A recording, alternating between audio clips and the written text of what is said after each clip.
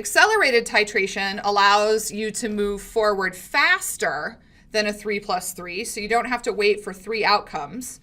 It would eventually default to a 3+3 when you hit a good dose level. So you use single participants until a specified number of poor or moderate outcomes, so not toxic outcomes. If you hit a toxic outcome, you've accelerated too far. You want a poor or moderate outcome. So in phase 1 here, in time period 1, we had a good outcome on 1 person, so we upped it to 2 people and had a good outcome. In the 3rd time period, it was a moderate outcome. So they added another person, had a good outcome, added another person, had a moderate outcome. So this was according to whatever pre-specified rules there were.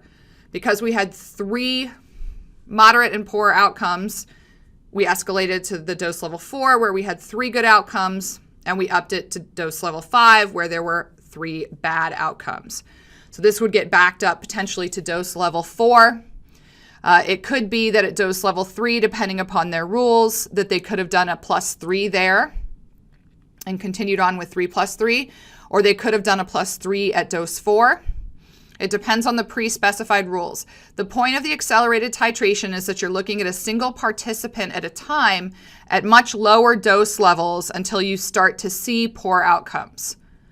In this situation, what would be the maximum administered dose or the maximum tolerated dose? And what would be the recommended phase 2 dose? How many time periods did it take to reach the MAD, the MTD, and the RP2D in the accelerated titration scenario?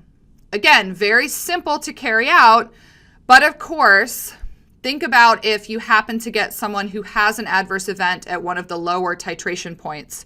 You may never move forward with a medication, so you need to be very careful about which dose you start at and your participant population that you're selecting from.